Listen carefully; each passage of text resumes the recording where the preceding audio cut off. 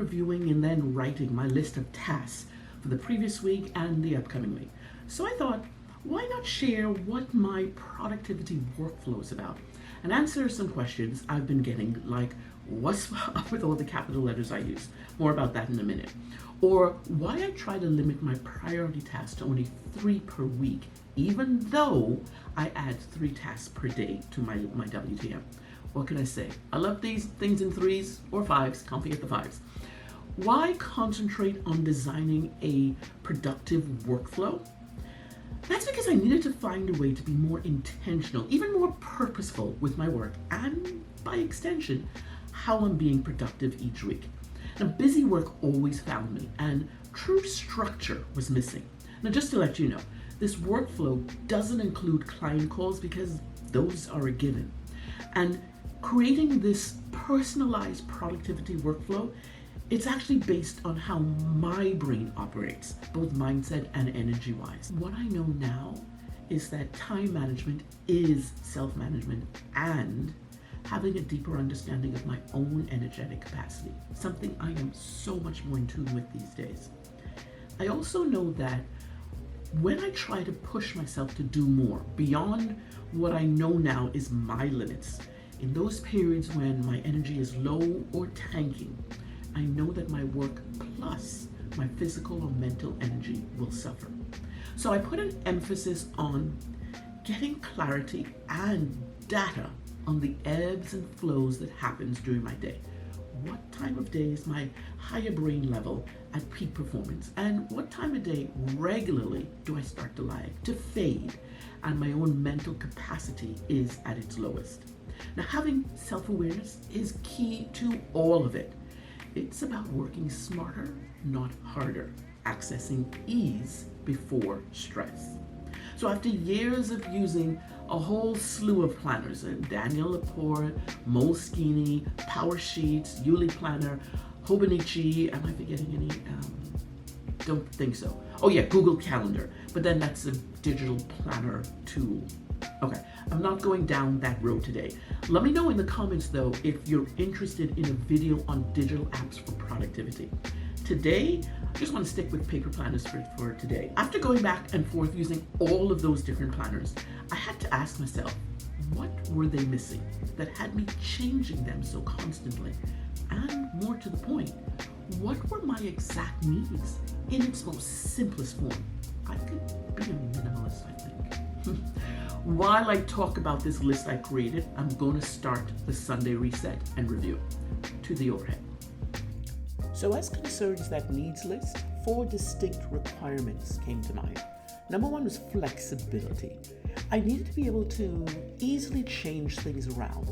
In other planners, things could get a bit messy at times with the changes I needed to make in my schedule to shift a task to another day.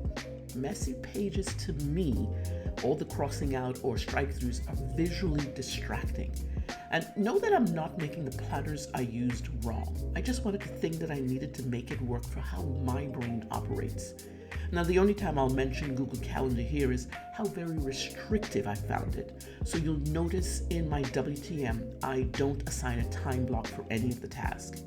And when using the calendar, I was never clever enough to ignore the task in a time block and invariably ended up doing busy work instead. This left me frustrated until I did the work to understand how my brain prefers to work. I cannot tell you how important that part is. Now, if you're wanting to do the same, download the Master Your Energy workbook that will help you do just that. Figure out how your brain prefers to work. I'll leave a link in the description. Number 2 for me was simplicity. A lot of the planners I bought included such a variety of different types of pages that over time, I found I had no use for them. Number 3 was visibility.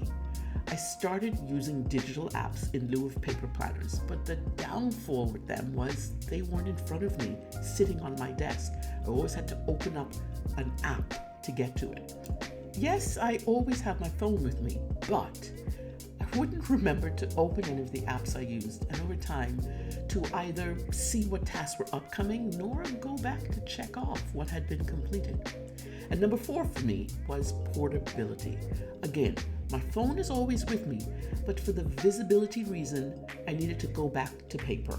But I wanted something that was small and portable, and some of the paper planners I previously used were so big and bulky that carrying them around became a chore.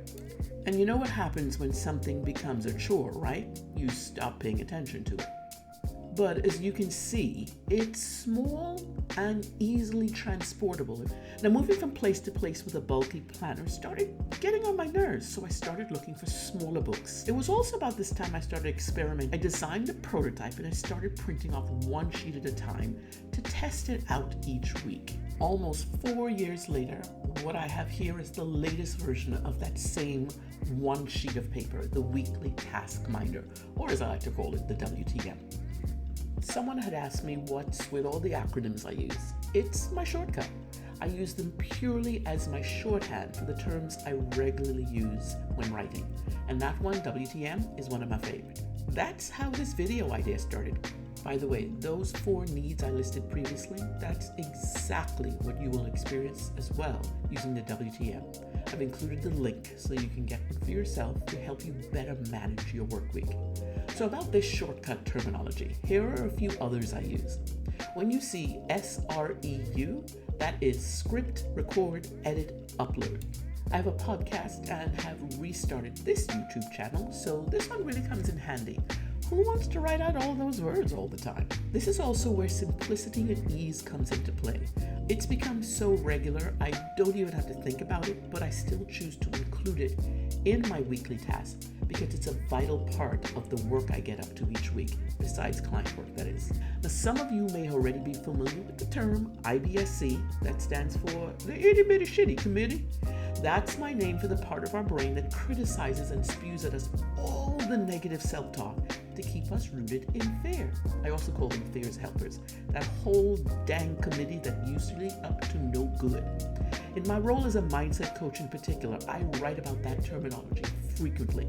As you can tell, I usually take that first letter from each word to condense things down.